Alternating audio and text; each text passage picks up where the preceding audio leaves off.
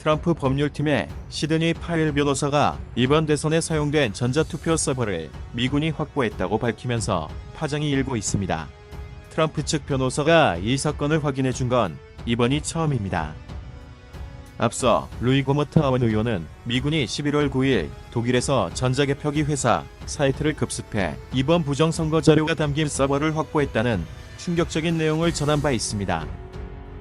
파웰 변호사는 며칠 전만 해도 서버를 확보한 측이 좋은 편인지 나쁜 편인지 모른다며 명확한 답변을 피했지만 20일 정치평론가 글렌 백과의 인터뷰에서는 서버를 미군이 확보했고 정부가 조사를 벌이는 것으로 알고 있다고 명확히 밝혔습니다. 이뿐만이 아닙니다. 트럼프 캠프 관계자 브라이언 트레셔는 며칠 전 뉴스맥스와의 인터뷰에서 서버의 원본 데이터를 복구했다. 결과가 나오면 글로벌 리스트들을 뒤흔들 것이라며 더 진전된 소식을 전했습니다. 파웰 변호사는 이후 더 심각한 이야기를 전했습니다. 이번 부정선거는 미국만이 아닌 글로벌 범죄로 미국과 적대적인 4개 국가가 투표 서버와 연결된 증거가 있다고 말한 겁니다. 이들 4개 국가가 정확히 어딘지는 밝히지 않았지만 트럼프 법률팀을 이끄는 줄리아니 변호사는 전날 기자회견에서 베네수엘라와 중국을 배후로 지목했습니다. 파웰 변호사의 정보 공개에 도미니언사는 즉시 패닉에 빠졌습니다. 20일 예정됐던 펜실베이니아 하원의원의 청문회 참석을 취소하고 곧바로 변호사를 선임한 겁니다. 직원 100여 명은 이미 자료를 삭제했고 조지 소로스 및 클린턴 부부와 연관된 회사 간부들도 토론토와 덴버에 있는 사무실을 폐쇄하고 도주한 것으로 알려졌습니다. 도미니언의 부정선거 기술을 제공한 스마트매틱사도 도미니언과 연관성을 부인하는 성명을 발표하는 등 앞으로 닥칠 소송에 급하게 대응 중입니다. 실제로 인터넷을 검색하면 도미니언과 스마트매틱과의 관계가 잘 드러나지 않아 보이는데 이는 검색 결과를 삭제했기 때문입니다. 과거 인터넷의 모든 자료를 복원하는 인터넷 아카이브에서는 2007년에 스마트매틱이 세코이아라는 투표 시스템을 도미니언에 매각했다는 자료가 보입니다. 자료에 따르면 세코이아 투표 시스템은 2005년 3월 스마트매틱에 인수됐으며 이후 최종적으로 도미니언으로 이전됐다는 설명이 명확히 나옵니다. 인터넷 기록까지 삭제했지만 결국 꼬리가 잡힌 겁니다. 상황이 이렇게 돌아가자 벼랑 끝에 몰린 바이든 측은 이제는 가짜뉴스와 언론 선동을 넘어 트럼프 캠프를 직접 협박하기 시작했습니다. 끔찍한 협박 사건이 미시간주에서 터졌습니다.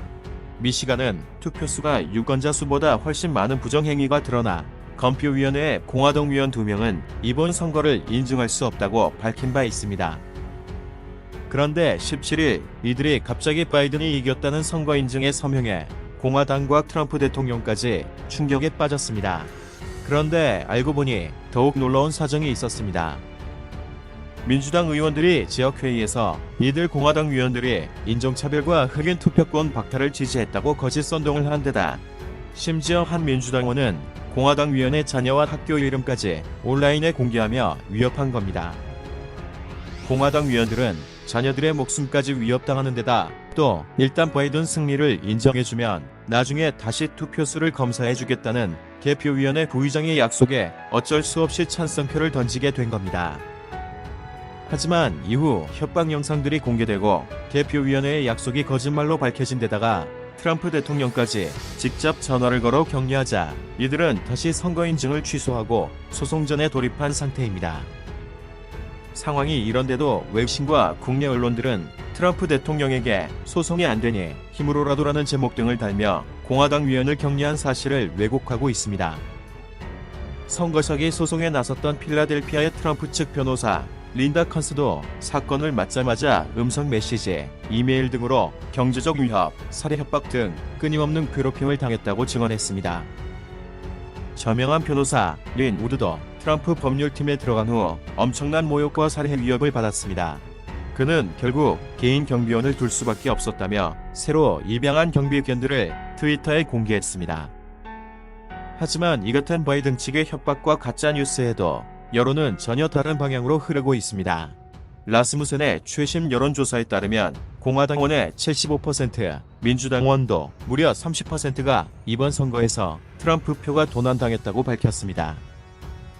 한편 바이든이 중국과 내통한 내막이 또다시 밝혀졌습니다. 18일 상원 의원 론 존슨과 척 그레슬리는 바이든 가족이 중국과 알려진 것보다 더 깊은 관계를 맺고 있다는 보도자료를 발표했습니다.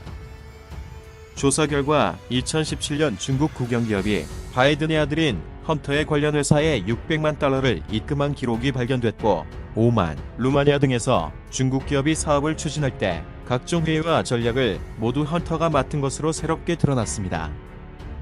이 같은 상황에서 린 우두 변호사는 이미 각 지방정부의 극좌파들이 침투해 많은 사람이 중국 자금에 넘어가거나 심지어 협박당하고 있다며 조 바이든과 선거를 훔치려 했던 일당은 결국 모두 감옥에 갈 것이라고 예고했습니다.